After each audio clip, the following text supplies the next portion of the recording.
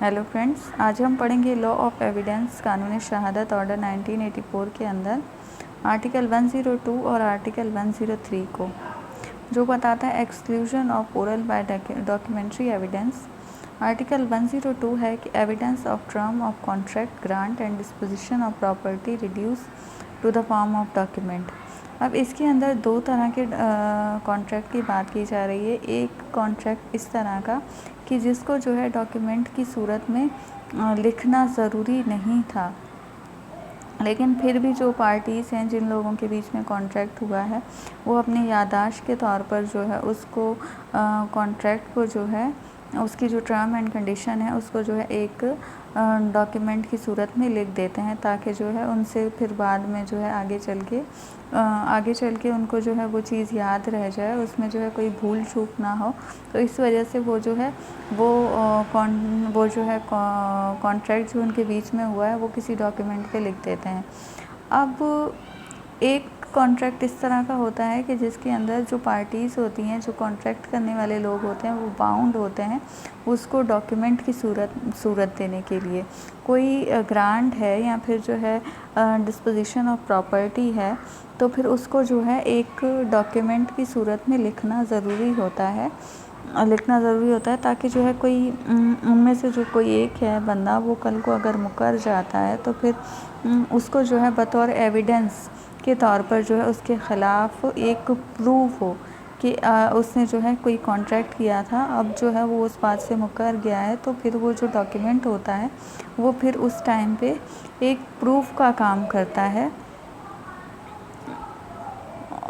फिर जो है मज़ीद इसके अंदर बताते हैं, इसकी दो एक्सेप्शन बताते हैं। एक्सेप्शन नंबर 1 है कि when a public officer is required by law, जहाँ पे जो है कोई पब्लिक ऑफिसर जो है वो अपॉइंट हुआ है किसी रिटन डॉक्यूमेंट के थ्रू, जो है वो अपॉइंट हुआ है, तो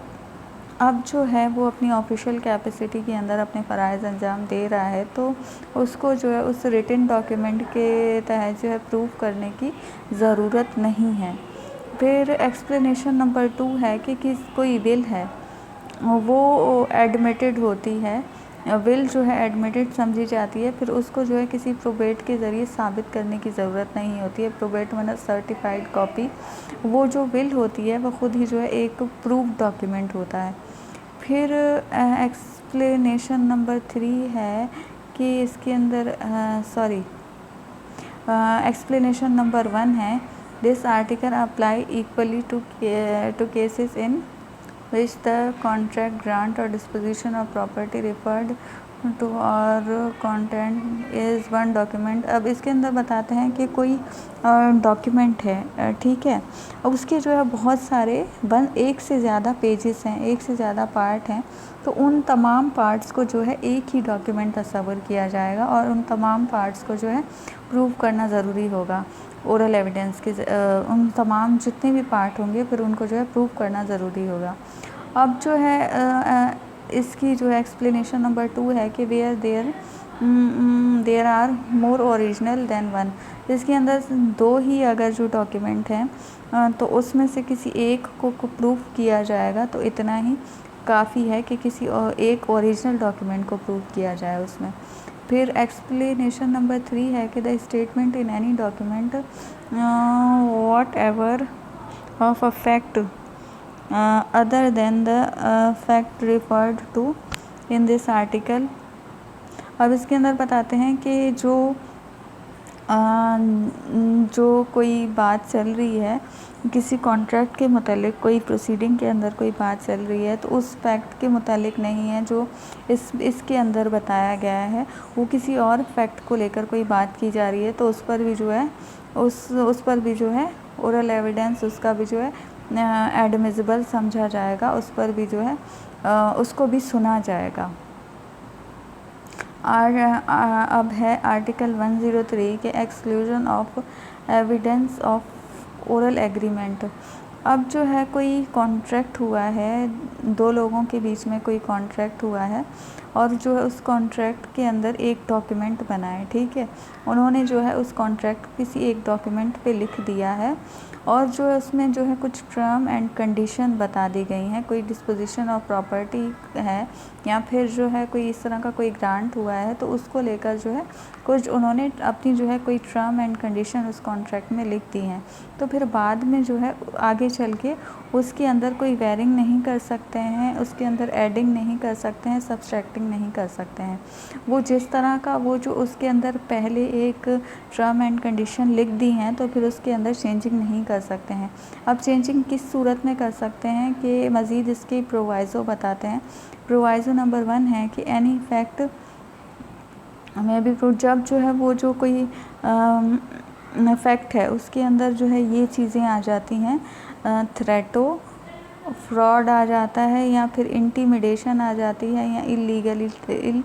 लीगल मतलब वो इलीगल हो जाता है या फिर जो है फ्रॉड पर मबनी होता है या थ्रेट पर मबनी होता है या किसी धमकी पर, इंटिमिडेशन पर जो है वो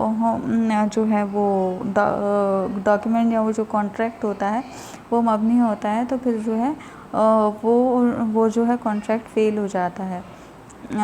तो फिर उस पर जो है ओरल एविडेंस दिया जा सकता है। फिर मज़ीद इसकी जो प्रोवाइज़ो नंबर 2 बताते हैं कि the existence of any separate oral agreement is to any matter on which a document is silent, कि जहाँ पे जो आपका कोई डॉक्यूमेंट है जो आपने उस कॉन्ट्रैक्ट का जो कोई डॉक्यूमेंट बनाया है आपने, वो उस टाइम पे जो है साइलेंट है,